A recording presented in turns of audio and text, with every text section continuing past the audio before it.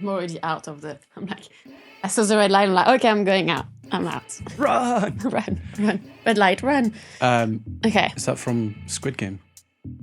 Squeak what? Squid Game, the Korean. No, it's Oh green my light, God. red light. Yeah. Is it green light or red light or it's both? Isn't it? Well, red light, you get shot. Oh, that's it. So it's not. Yeah. That's crazy. So yeah, you up for a game of Serif tennis? Yeah, go for it. Okay. So this is a 5-second countdown, and then just say the first serif that comes to your mind, and then it'll come to me. Then back to you. We've got 30 seconds. Okay. Bembo. Editorial. Filosofia. Oh, Bidoni. Carlson. Denton. It's like, there's so many as well. I'm like, what Times New Roman? Oh, I knew it. Bembo. I've done it. Oh, I told you. Did you say Bembo? That was the first one. Oh, God. It's like, That's the classic one. That was the one that our lecturers always used to bang on about. Bembo. And then they always, for the sans font, they always used to mention Frutiger. And I never really thought it was that nice. So you're like, no. Okay, so that's our little warm-up, which was a resounding success, I believe. Yeah, not too bad. Times New Roman. What happened there? Wait, why not? Yeah, that's true. It's classic. Yeah, it's almost went full circle where it's almost the most hipster choice you can make now. Yeah, see? There you go.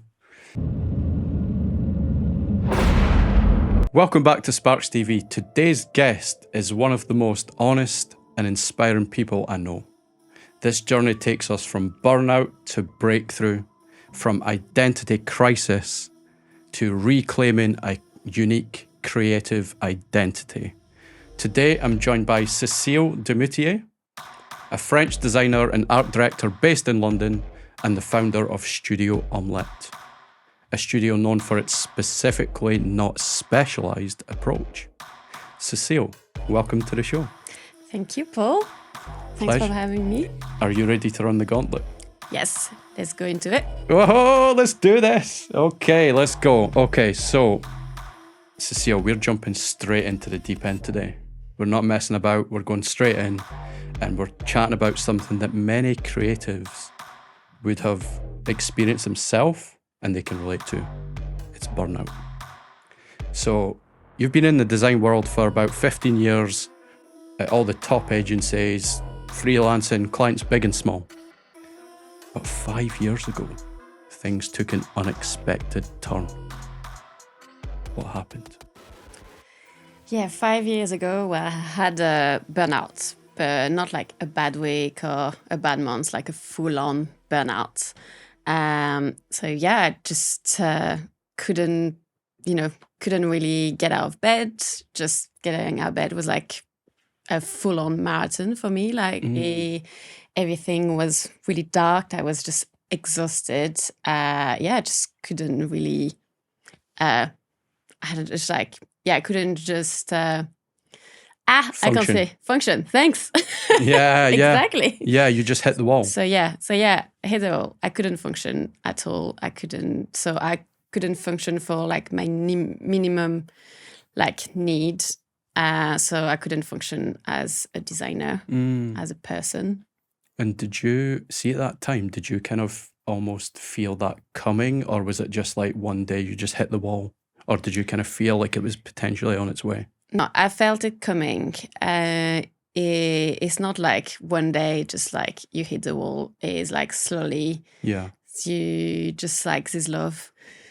Things happening, you're just overworking, you're overtired. Everything seems dark and like nothing tastes good. As like you cry for nothing. You're tired. Yeah, you're just exhausted, tired all the time. You just, you might even feel like ill and achy. Like you're just just kind of done. And one day you're so down that you can't function. And, I had to be dragged to the GP by my sister. And GP straight away, like, just put me on sick leave, put me on antidepressant, And I hit the wall, or as such, overworking, and like the way I saw like design success was to perform, but at one point you just can't do it anymore. So it was sort of like you're walking through quicksand. It was gradually just getting heavier and heavier and heavier until the point where it's just like, I can't do this no more. I need to stop. Yeah. And your body just give you this massive signal. That must have been seriously tough to go through and experience. Like, I just want to take a moment to acknowledge that, like, in the design industry, there are these things that crop up that you can never plan for. Like, you can never really see them coming until they do, and then they hit you big. You've said there, like, overworking and just really pushing yourself to those limits. Like, what type of things do you think led to this outcome for you? So as you mentioned, overworking was one thing. Also false promises from my managers. So it's kind of like, I feel it's, bad management. It's like, I guess it's like our design culture is slowly changing, but I think it was really based on like you work as you work in a field you're passionate about. So why would you not work all day, all evening, all weekend? Like, why would you switch off? Like, and I think there's a lot of managers and bosses who are like using that as well, because you have like designers who are so passionate, so they just are giving everything to their studio. But at some point, it's wrong. Like, you shouldn't use that. You shouldn't. That's not the way to manage. There's something wrong in the creative place if you're pushing your staff to like such a dark place, to like burning out.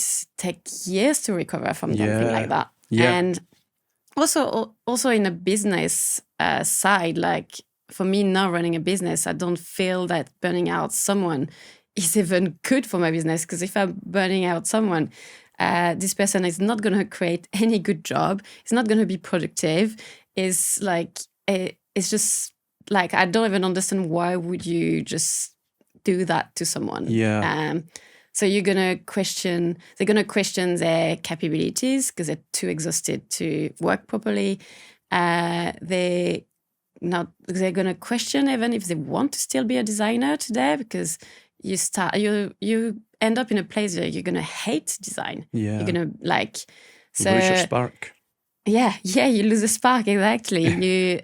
So it's it's really something I don't wish to anybody, like because it takes a lot of time to rebuild yourself, and you do you force your body force you to stop for a good reason. Yeah, that's so true. I think, like, as designers, like, we got into this in the first place because we're passionate about the subject. So we naturally want to push ourselves anyway.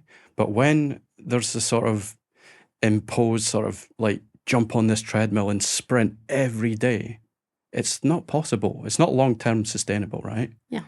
Every studio is different. They all have their own kind of studio cultures and stuff. But there's this sort of phrase that gets thrown around, and I'm sure designers have heard this one before: we're like a family. So that means that we're all in this together. We should muck in and we should all like give it we're all. And if you don't do that, it's seen as something different. Like, you're maybe not giving it your all. You're not as passionate. Like, what do you think of that phrase? Like, hate the word family in the context of a workplace.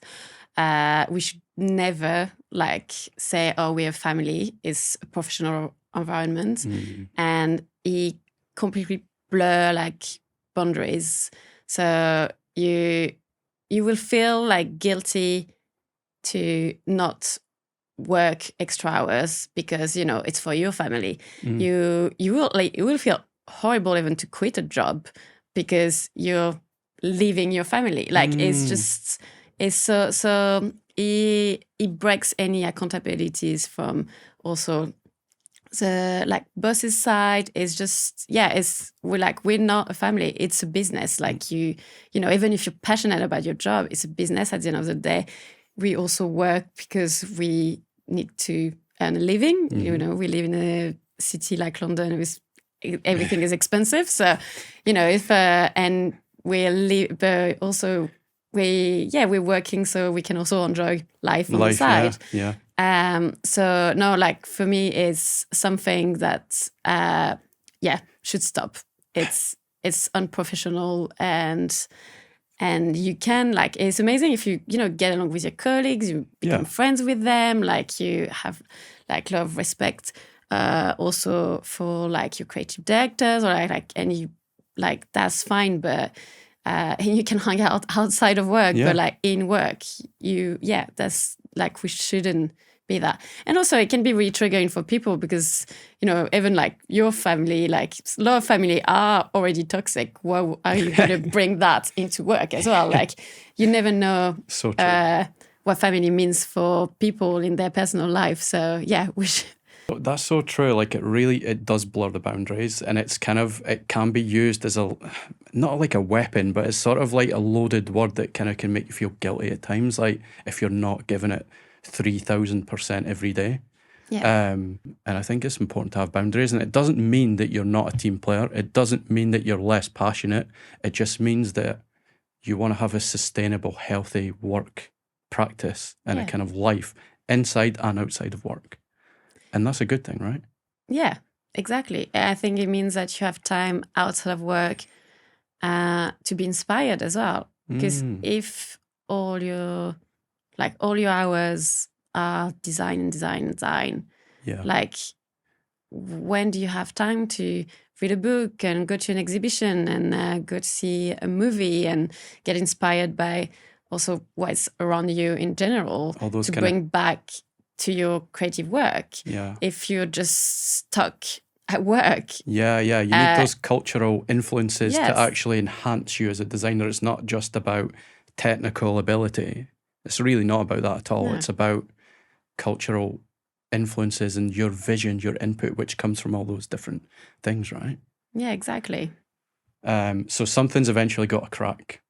And, when you finally stepped away from that culture, which, you stepped away from that culture and those type of environments, how did you start to kind of rebuild after you went through all that really tough time? So as I mentioned, I had to take some time off work, but unfortunately, maybe not enough because, you need to pay your rent. So still I had, even if against my GP recommendation, I had to go back to work. But the difficult thing was like I asked to go back on 4 days a week. Right. So I had to slow down. I had to take time for myself just to switch off as well. But slowing down was really difficult for me because it felt really like a failure. I felt like oh my God, I can't go on like 4 days a week. It feels like I've not done it. And also it was like, it's like also like went to therapy and it was also to work on the fact that I needed to accept that I needed to step back and slow down for my own health, and also to work on the fact that design was my whole identity. Like on my life, I was like, my friend respect me, my family as well, because I'm a good designer, I'm a hard worker. I'm producing this amazing brand of packaging and I have I work in this great studio, but if that doesn't exist, nothing. I have just design, and I realized that you can't be defined by your job. It's ridiculous.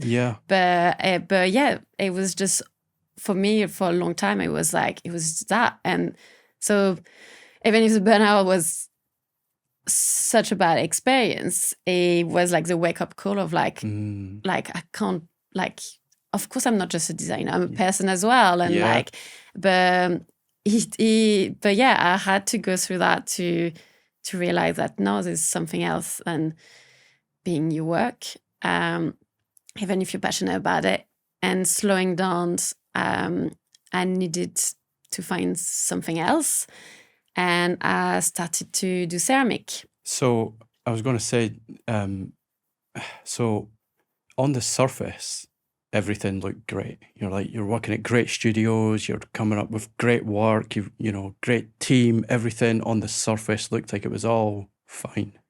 But actually inside, there was all this stuff going on.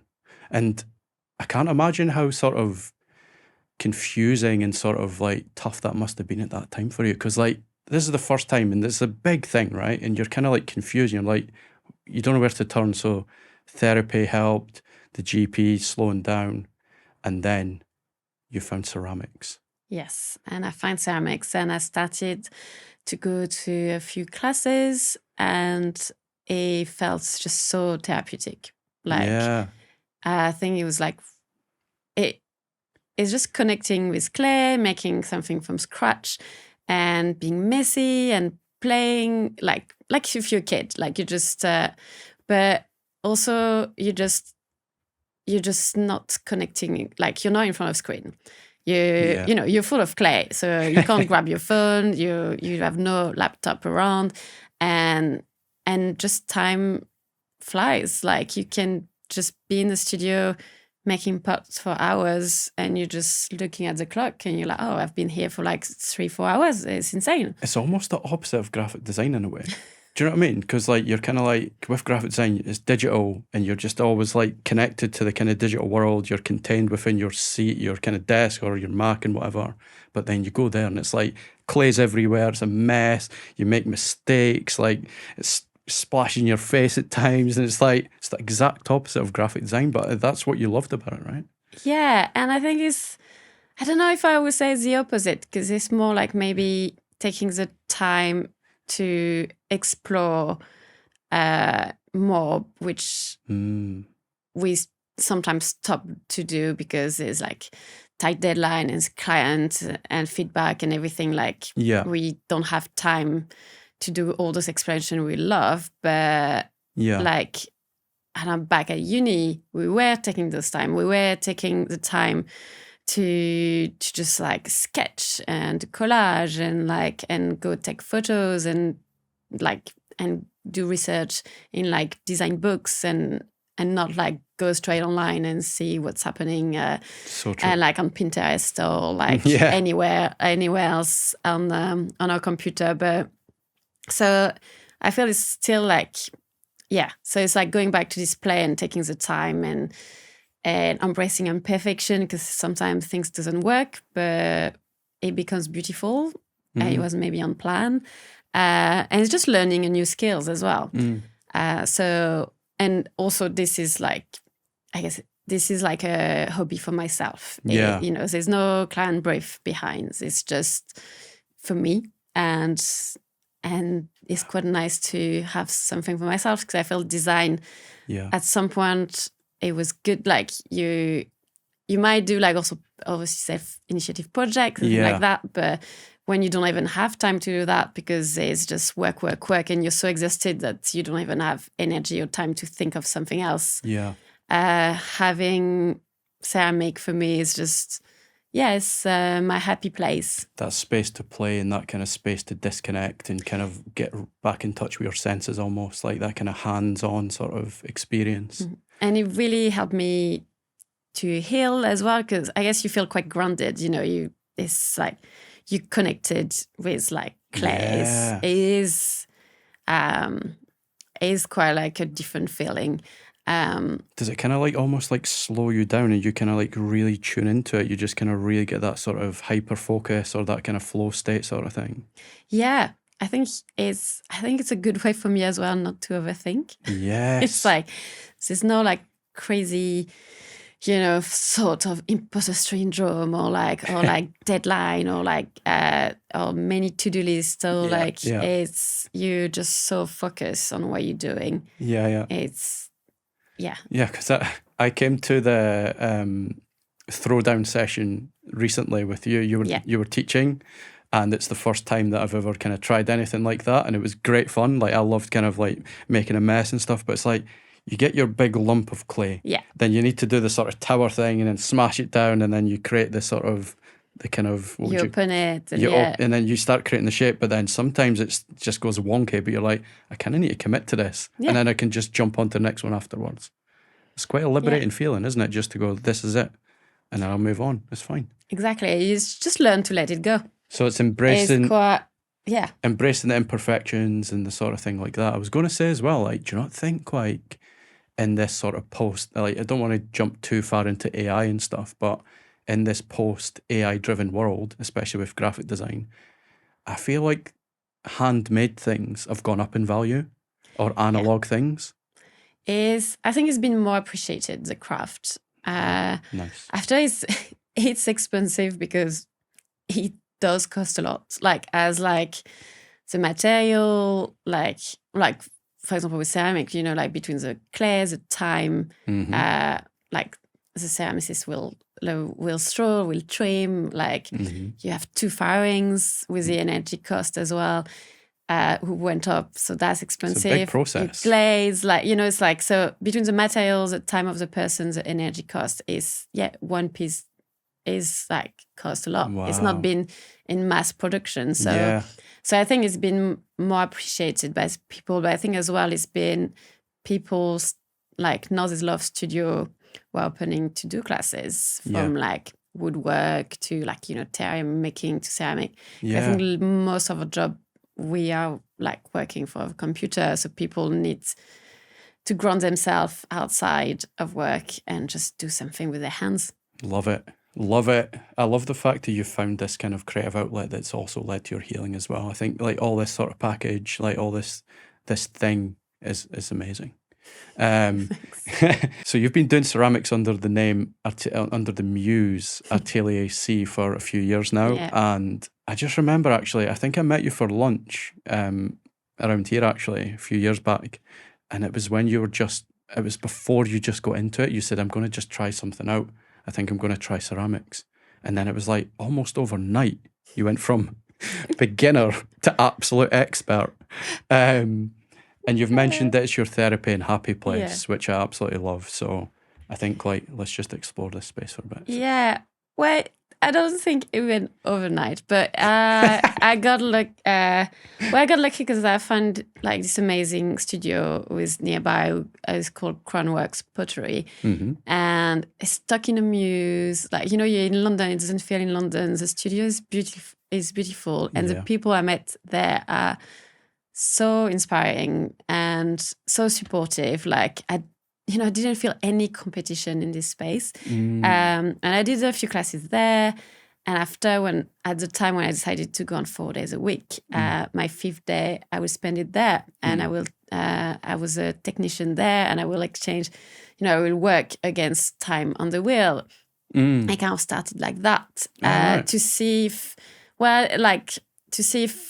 like the reality of it and if I wanted to pursue it or not. Right. So didn't want to commit. Like to, just like a big membership and all of that. And at the end I was like, I want to stick around. So I become a member, and after they kindly offer me to teach some taster class, and I've just been there like for 5 years and met so just wonderful potters who have also a lot of different stories, because some studied ceramic, some they just retrained at like 50 and they were doing like an office job, and like and some are more like production potter and do like utilitarian pieces. Some are more like sculptural. And it's people from like Mexico, Slovenia, like, France, Australia, like, so it's so many different backgrounds as well. And it's just, it's so nice to walk in this space and just be welcome without any training, Yeah, I was going to say, like, community is massive for you, isn't it? Like that sense of community, I feel like that's a big thing for you, and that space like really gives you that. Okay, shifting gears. I know a big topic that's hugely important to you is being a woman in the creative industry. And, one of the main reasons that I even started this channel in the first place was I want to learn from other designers. I want to create a safe space for people to express their opinions and put things out on the table and just explore it. So So let's do this.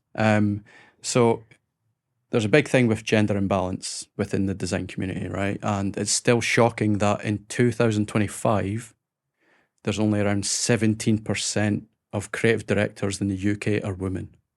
And this is from an article that you provided, which the insider.co.uk. We'll drop a link below, so check out the article if you wish. But yeah, what's your experience been like in the industry from your point of view? I feel it's 2025. It's still lack of women in leadership places. So it's quite when I was back at uni, I don't know, in any courses, they didn't really mention any big name in the design industry. I feel like you open a design book and it's just full of men and full of white men. Yeah.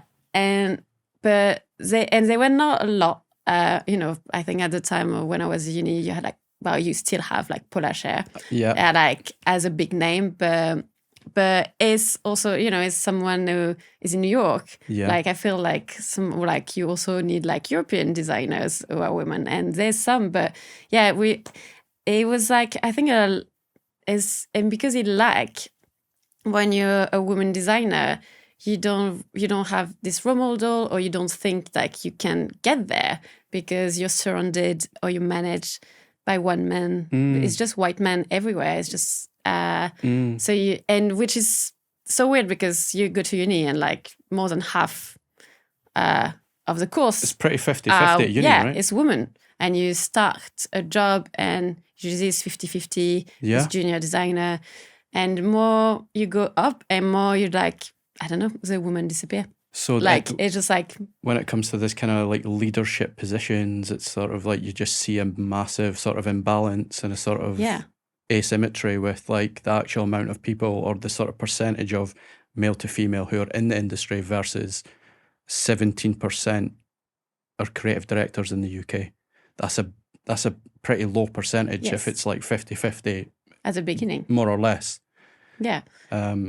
So what sort of things have you experienced in your kind of journey of kind of going from those kind of junior days to middleweight to senior to kind of beyond? I don't know. Sometimes you just you kind of hit a wall. I think you're such in a happy bubble creative industry where you think everybody, you should be forward thinking, and you feel we are leading trend. And so obviously, gender gap shouldn't exist in the creative industry, even if it exists in other industry. Sexisms and racisms, you're just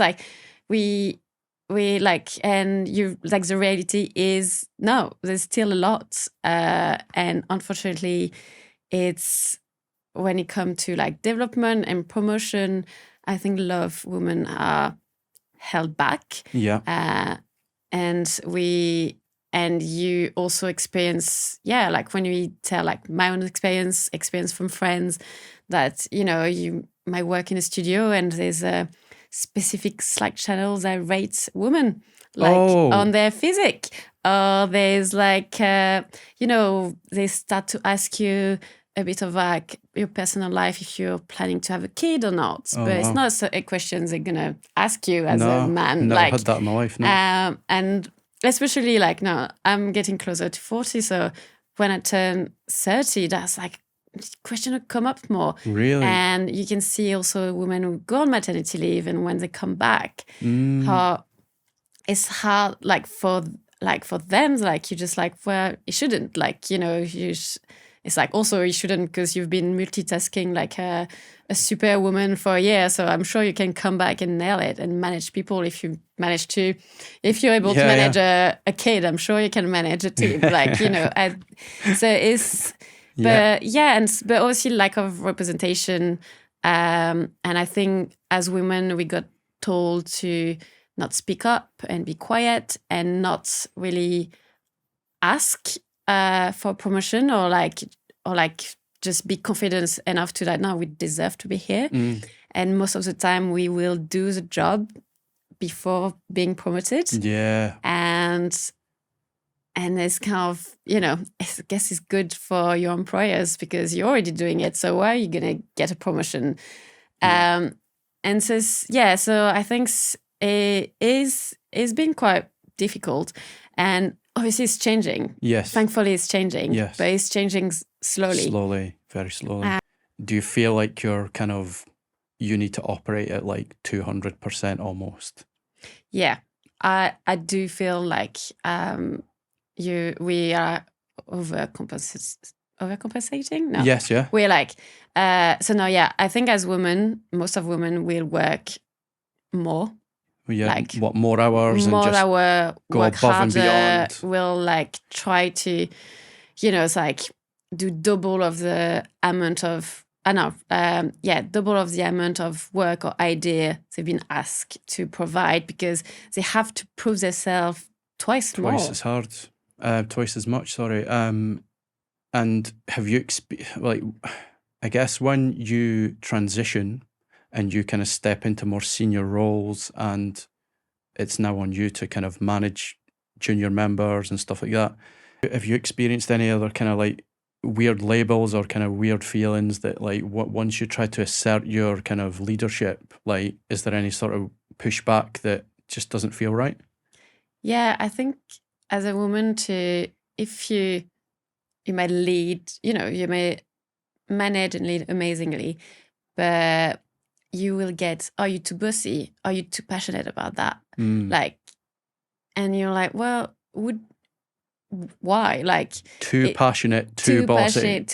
But like, you're like, why? Because I know what I want, because I'm confident, because, like, it's kind of like, well, okay, you're nailing it, but no, it's still not good enough. But you will never get those label towards man leadership. Yeah, yeah. So it is like, it's you just feel it's like to try to get it right.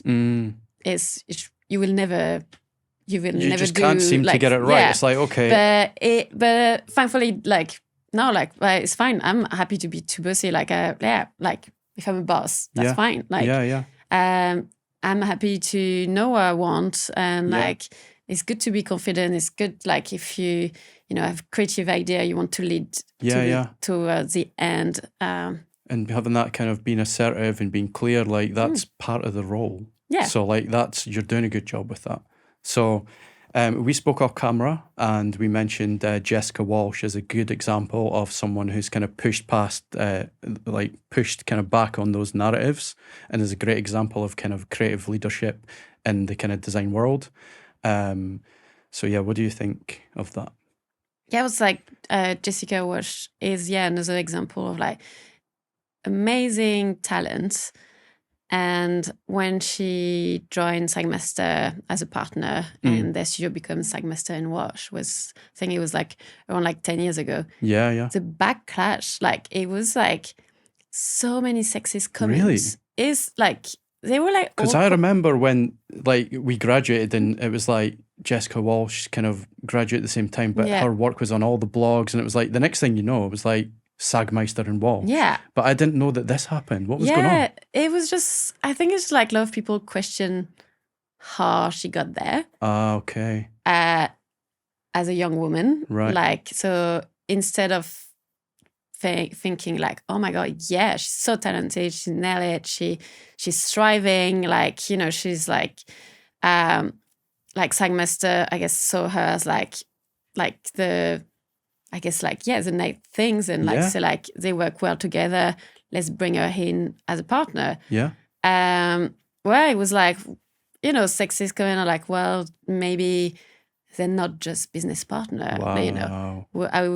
I think people were questioning like their relationship, which also doesn't matter. Like, it's like, who cares? Like, which is insane. I think at the time, she realized, was reading an article that's about her, and she realized like, unfortunately, a lot of those comments were not only coming from men, but a lot of women. Really? Which you're like, come on, we're struggling enough. Like, let's, Yeah. like, why there's a competition? And as an answer, you know, I feel like she started to create a community, like to have support for women in the design industry, for not only women, like for non-binary as well, like because, you know, globally, it's not just in the UK, there's not a lot of creative director. And she started the initiative Ladies, Wine and Design. Nice. Ladies, Wine and Design initiative, which has inspired lots of women and non-binary people, right? Yeah. So it's this amazing initiative where you have an online platform, but you also have a meetup in person.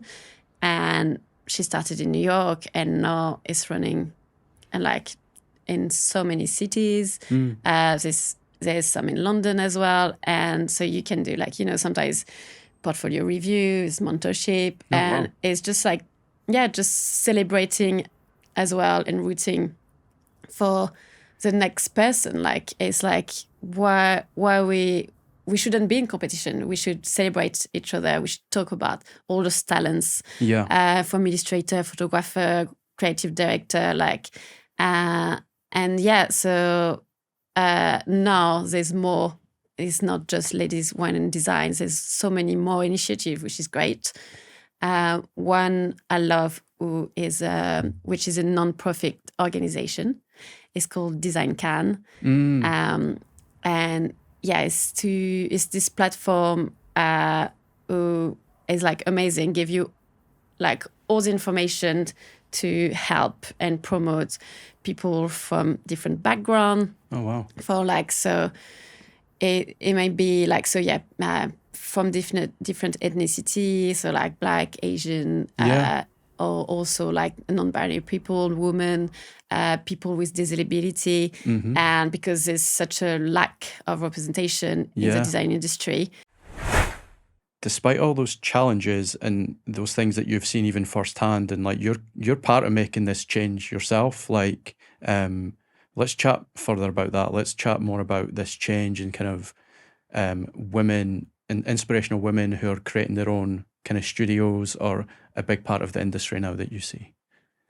Yeah, so fortunately there's more and more women who access leadership roles, but also a lot of women are starting their own studio. And like I really like respect and been following the work of is Samar Macaroon from Pentagram. Yes. And Katarina Bianchini from Studio Nari. Nice. I hope I'm not, I hope I didn't like mispronounce their surname. I know it happened a lot with my surname, but sorry about that if it happens.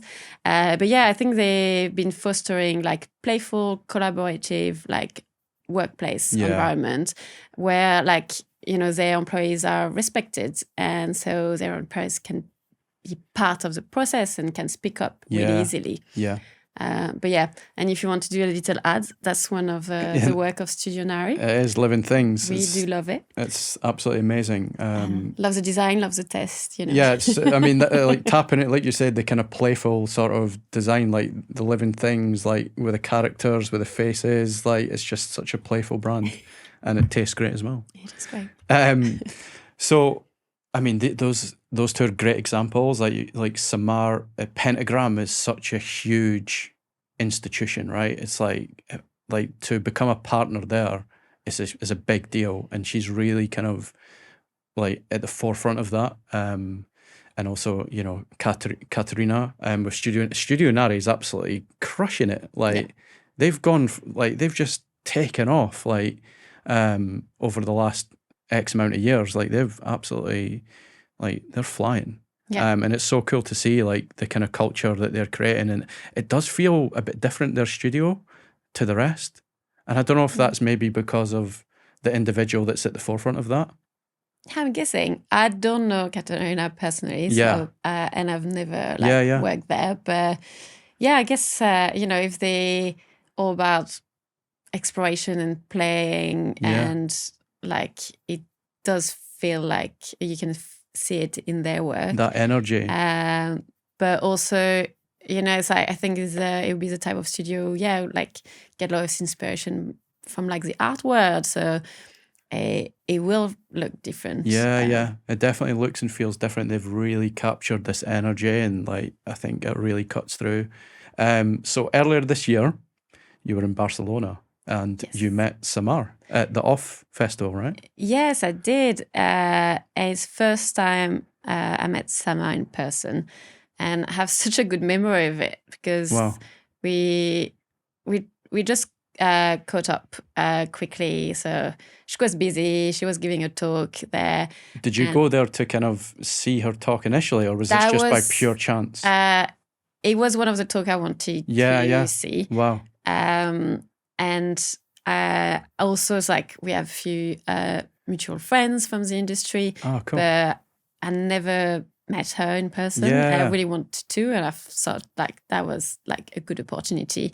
And yeah, we had a chat, and I was just so impressed about like how I just felt so good and lift up after that. Like Wow. she really supports other women, and like really like, kind of she said like, yeah, you're doing it, you're running Studio Omelette. Like she introduced me to some other designer she knew there, and like the way she introduced me, I was like, can you just be my PR? Like I was like, she was bigging you up, and and I was just like, that's great. That's because so cool. I feel like it's so easy, keep it quiet, and you just be like I don't know, I'm like Cecile, I'm creative director at Studio Omelette, like, but I'm not like, that's like, I'm running the studio, I'm doing this, and like, you're just like, I don't know, I'm not really good at like, speaking out about my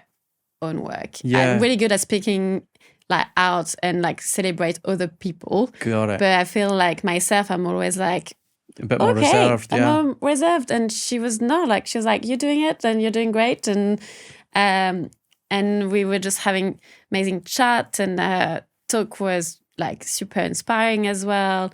And I think relate to like, she's not English as well. And, my, as you can hear it, I'm French. So the fact, it's like all our work is all about languages, and a lot about the Arabic languages with the English language. And like, did she not design the logo for Dubai? The kind of that really iconic Dubai. I think she did. Yeah, that's amazing. But also, I really admire her commitment and engagement, because it's already, like, it's already not easy to be a woman designer, a foreigner, like she's from Lebanon, but also to speak up. Yeah. And, just like follow your values. And her last project she did for Together for Palestine is amazing. Oh, wow. She branded Together for Palestine. It's like just like brand for hope. And I had the chance to go to this event at Wembley Arena. It was like just so powerful, so emotional, and you had a lot of different artists, from like Samfa to James Blake, who were playing, but also you had like people from the press who were talking. You had like a Holocaust survivor that did a beautiful speech. Like, it was like, so it was like incredible like evening. Was this just a few weeks ago? Yeah. You said, I think I've seen it on your stories. Yeah. And it was just like, and you can see on Instagram, like they shared a few bits, and it felt like so powerful. But, today to like speak up and like, to march for Palestine, you can like, you could get arrested in this country, which is ridiculous. Yeah. But also you might like piss off your clients and lose some project. True.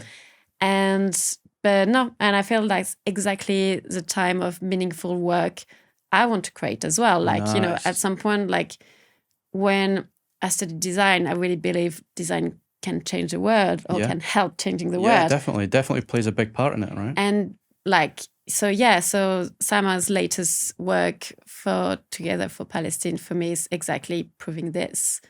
That's incredibly inspirational. I think that's so cool that you, first of all, met her in Barcelona and she was like super kind and she kind of introduced you and was bigging you up and just made you feel like yourself, really. But she didn't make you feel any type of way other than celebrating that, which is super cool. And she's kind of like an inspirational kind of mentor a little bit, right?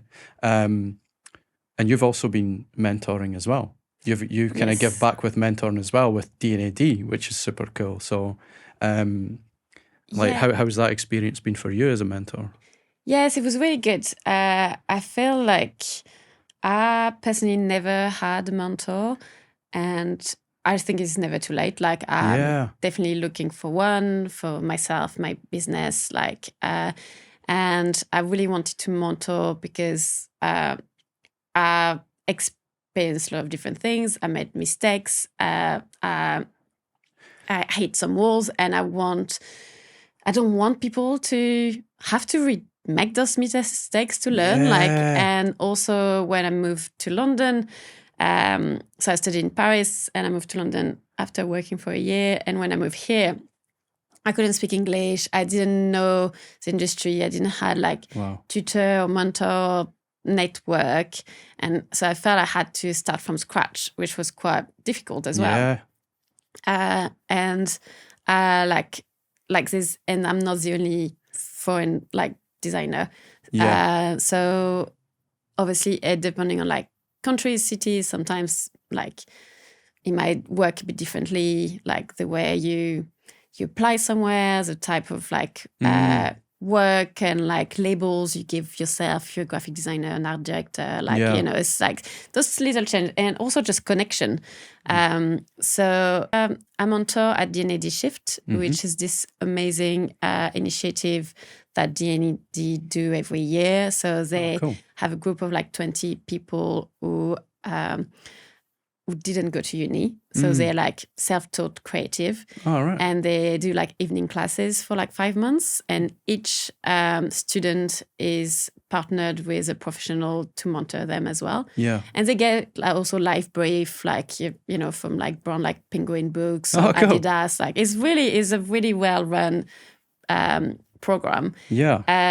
And so, and I had my mentee called Chaba at the time, and it was amazing to catch up with him weekly and see him evolve and help him, to get a job as well, and also happen to know where he fits in the industry, because a lot of those people, they're amazing creative, but they don't know the reality of work because they're self-taught. So they might not know that they will be the perfect strategist, but because they're just they're amazing storyteller and writer, and that's so cool. And so it's really interesting to meet and they have really unexpected creative answers because they've not been molded by university. They've got that kind of fresh perspective. So it's quite a learning process, also for myself to see this new generation. I was going to say, is it quite cool to almost see, you can sort of see through their eyes almost from your perspective, you've kind of got 15 years in the industry, you know all these different breakout disciplines, but you're seeing it through their eyes again.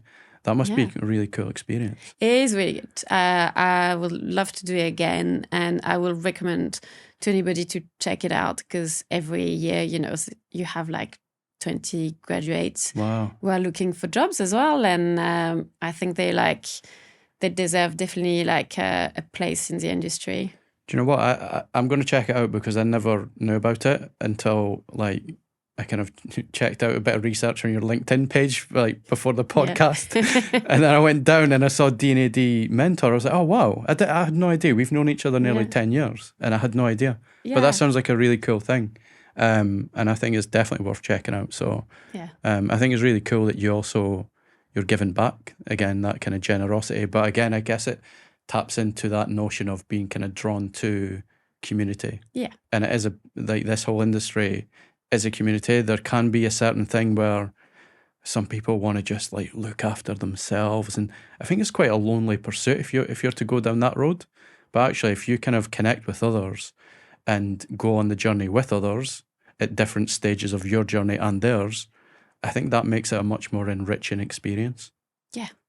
And you don't produce work by yourself. Like, No. I don't feel like Collaboration. it's all about collaboration, but whichever work you get, usually, even if you don't have another designer with you, you would have a project manager or a writer or like a photographer. Like, it's really rare that you alone. Yeah, and thankfully, like, trying to take on the world on your own. It's like it's not smart. It's not. No, you can't do it that way. You need the support, and you need different skill sets. Yeah, and it's a team you effort. can't be good at everything. Like, no. It's I feel like it's all about, for me, it's all about collaboration, and with Studio Omelette, it's all about creating team.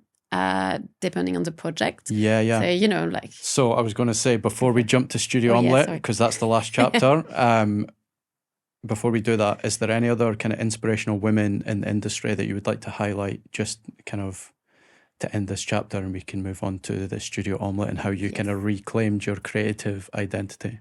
Yes, definitely. Like, there's two amazing friends. So one is called Coralie Carey, who's creative director at Depth, and also Elise, who is former executive creative director at Design Studio. Oh, wow. Yeah. They are both like amazing creative, amazing manager, and I'm just so impressed of their career.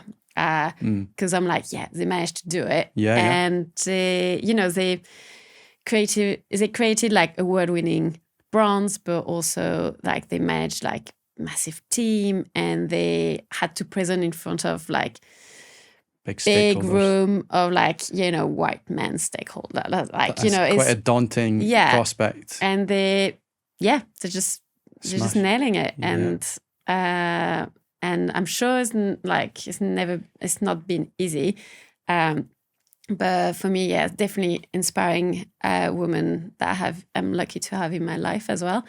And also wanted to mention Aurore, who runs Studio de la Brosse. Oh, yeah, nice. So we collaborated on a few projects together, because she is like, so her studio is more about kind of 3D design, so from like retail to like packaging. And so we collaborated on like some retail work for the Balvenie, but also on exhibition work for Reclaim, the Silo collection that I curated last year. A few years ago, you invited me down to your birthday gathering, and it was at your flat in Clapton, so just off the canal. Like, the sun was out, we were talking like orange wine, good vibes. Everyone's kind of everyone's kind of there in your apartment, and to be honest, probably the best tacos I've ever had in my life. So compliments to the chef there. I was still thinking about that. Was it the lime and coriander sauce that was on? Oh my God. Well, I can't take credit on that. Yeah. I will definitely thanks the chef. Yeah, thank the chef, please. So we were all kind of like sitting around, and like it was kind of like, little breakout groups and stuff. And then we were sitting by the window, and it was like, we're surrounded by plants and posters, and we were all chatting away. And then you said to us, guys, I'm going to start my own studio, and I'm calling it Studio Omelette. So tell us about that moment, and how did it all come together? Yeah, well, it was, it didn't just come like that. It took me 6 months to find a name, but I really like, for me, one of the way to reclaim like joy in design and bring back kind of my sparks in the like creative work was to like start my own business. I needed to start my own studio so I could collaborate with like different creative talent, and I will be able also to make maybe more meaningful work. Obviously still some commercial work, but really wanted to do like once a year a self-initiative project. So give like time and space for that. Amazing.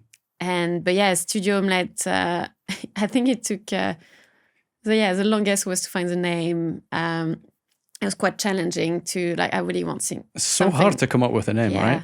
Well, I just didn't want my name on the door. Yes. Because it's not all about me. No. And I really wanted to people collaborate with Studio Omelette that feel ownership of their work as well. So I wanted something humble and sounded a bit experimental, but also bringing obviously the touch of French playness. So Omelette works in English and French. So I feel Studio Omelette was quite a good, I can't think of a better name for your studio. I think you absolutely nailed the name. It's perfect. It really taps into that experimentation and also mixing sort of different ingredients and collaboration and stuff, right? So speaking of collaboration and mixing things together, is there any kind of photographers or illustrators or people that you've kind of collaborated with along the way?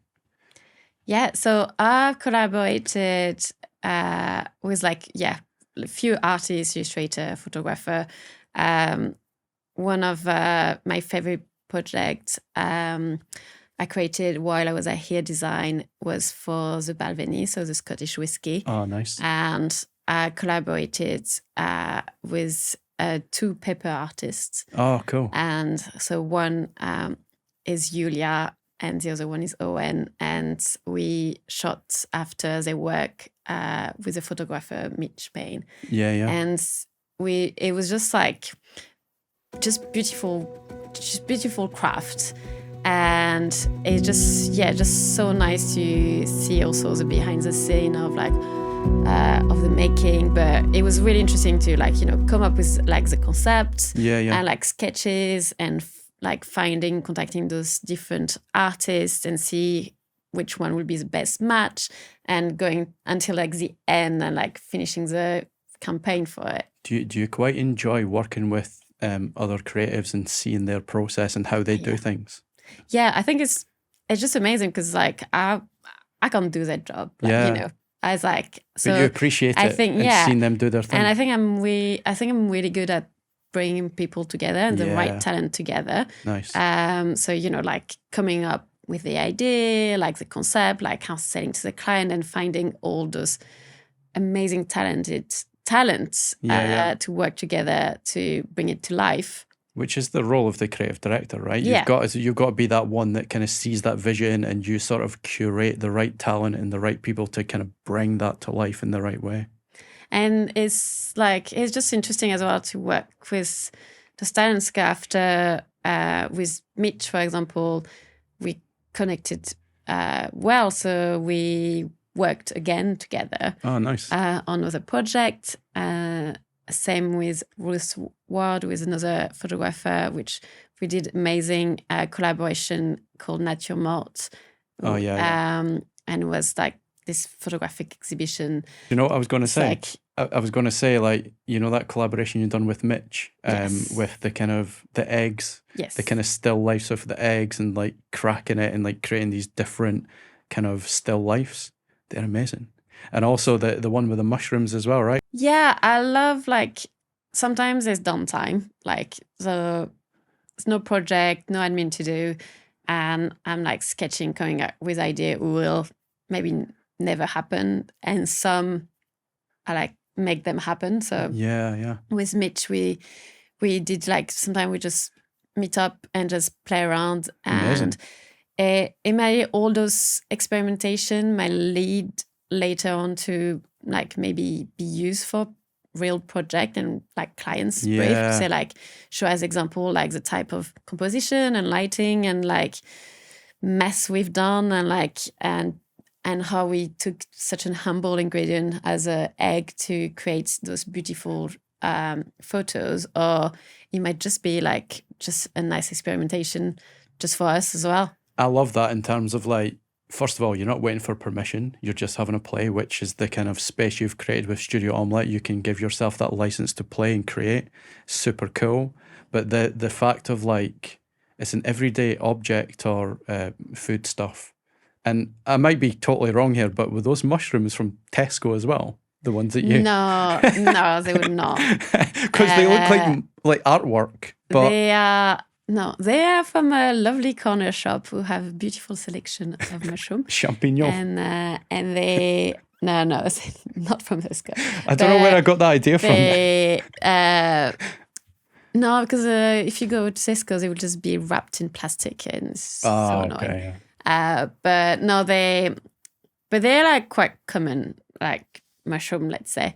But yeah, it was just I'm quite obsessed with mushroom, and Loewe launched a new mushroom fragrance for the candles, and so yeah, we just had a play.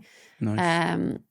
Without knowing that Mitch hates the smell of mushrooms. Oh, wow. So that was quite challenging for him in the studio. But yeah, it was just interesting to see what we can do, and also just, create the work we want to do more of. Yeah. Like, because sometimes you might not have the type of work you want to create.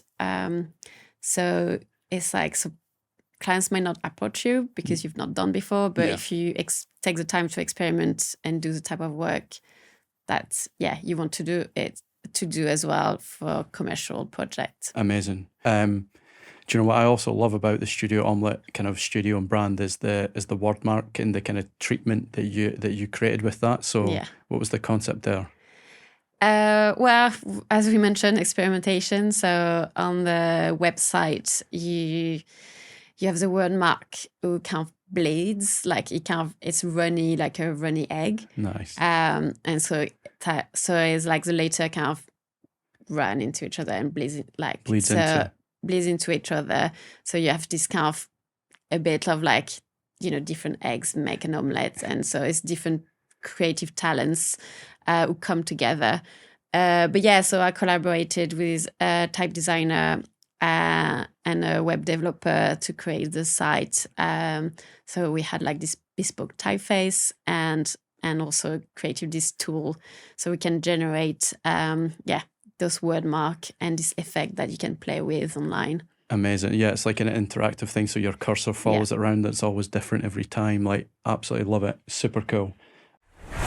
Thanks so much for coming today, Cecile. Like, I really appreciate your time. Like, you're super, super busy, spinning many plates. But just as we wrap up, like, I'd love to ask you about this because at the beginning of your chat, like you mentioned like potentially chasing this version of success that, you thought was the way you wanted to take your career, but actually since pivoting and creating Studio Omelette and creating more meaningful work, there was a big sort of set piece that you created last year, which brought everything together, so like the ceramic world, the design world, the sense of community, and it all kind of essentially got wrapped up in this big package of the Silo exhibition.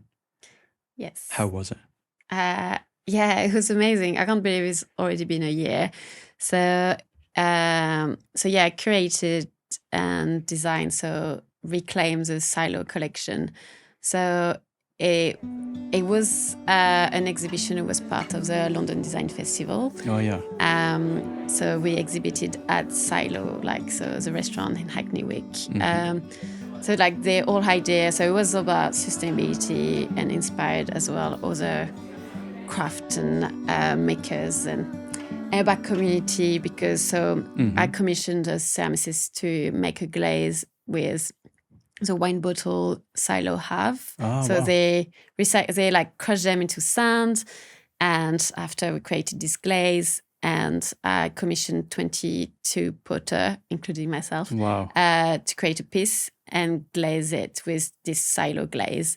So we shared all like the process, so from like the bottle to all the tests. So like the first room was really showing the process, and the second room was all the final pieces from the different potters. And it was just like beautiful eclectic collection, and it was all potters who are based in East London. So it was really like everything was just made in East London and from East London. And so design obviously like branding, poster, websites. So I had to manage the restaurant, the potters, Also organized a talk. I invited the founder of Nopla, who create those packaging and papers with like seaweeds. The founder of Hackles, who is also a skincare company, who's also made with like seaweeds ingredients, and 2 architects who are specialized in sustainability as well. So Nina and Rita. And so Doug, the founder of Silo, was like also like so talking. So it was like really like showing how you can do a good business. Like, you know, it's like, and it was amazing conversation. And like, it was like just a great place of innovation and working, with bunch of talent on it. So like that mentioned before as well, we helped with the scenography. Oh, really? So it was, and all the materials were materials like from the pottery studio or from the street. So even like signage, we're printing on like glass panel and wooden board that were found in the street. Like, so it was really like reclaiming. It was reclaimed in every touch point. Amazing. Like I remember coming down and like it was super cool to see the energy and the buzz. Like you came through the door and you had the kind of process of like each step of the kind of the bottles like kind of shattered and then the glaze and all that kind of process steps, and then you led through to the next room and you were kind of following this like bright green that was part of the branding that you did. It was just like the whole package, the way you brought it all together. Like there's so many things going on and it's such a big moment and it was such a big kind of task, but the result was just absolutely fantastic, right?